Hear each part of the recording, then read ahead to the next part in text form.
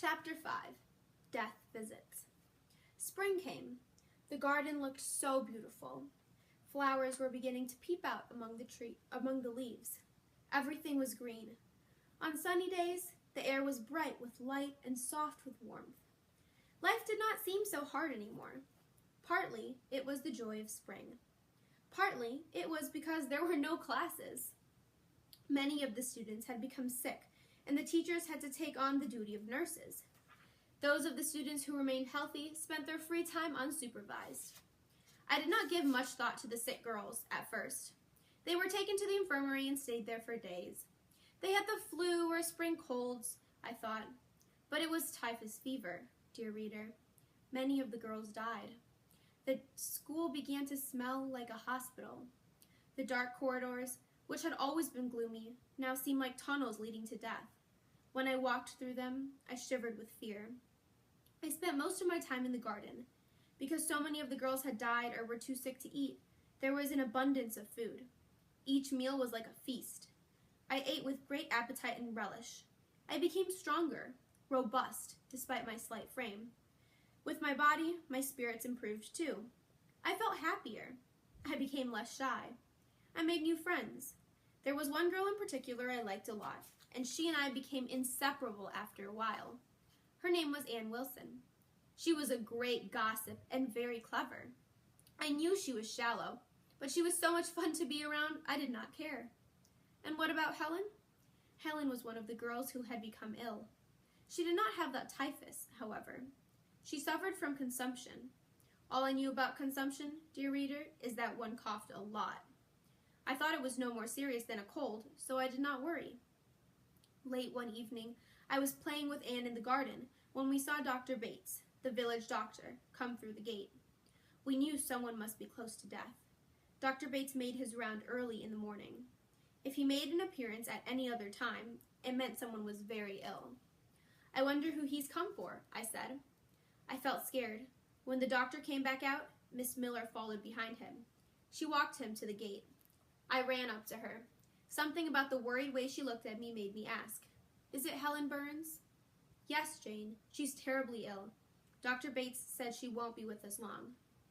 At first, I thought she meant that Helen was going to be sent back home.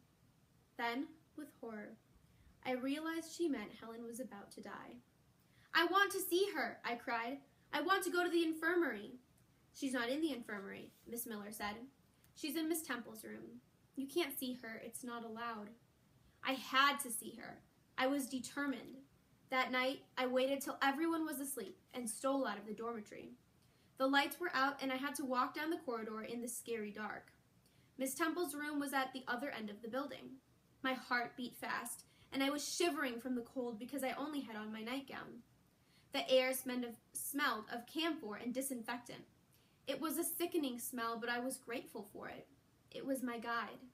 The stronger the smell became, the closer I was coming to the room. When I finally got to it, I saw that the door was ajar.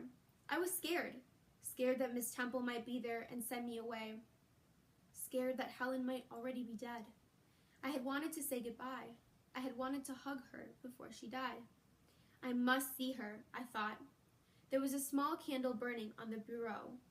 I could see Miss Temple's bed, and next to it a narrow cot, on which Helen was lying motionless.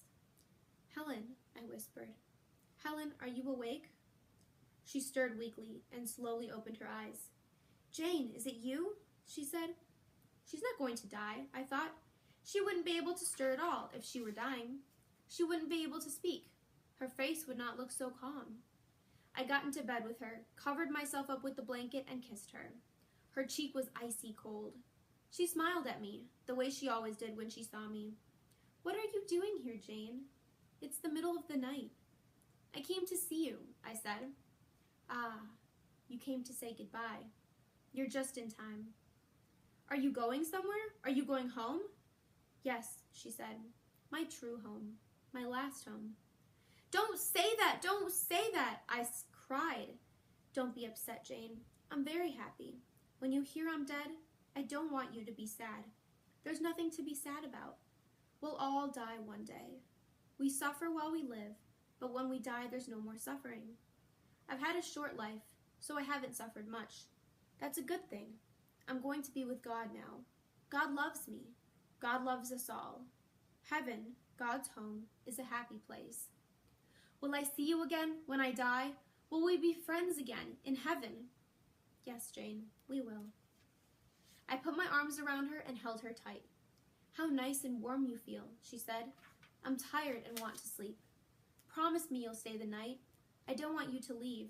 It's so good to have you near me. I promise. Are you comfortable, Jane? Is there enough room? Are you warm enough? I'm comfortable then. Well then, good night. We kissed. In a short while, we were both asleep.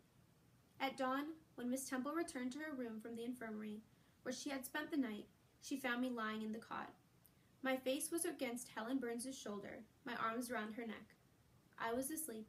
Helen was dead.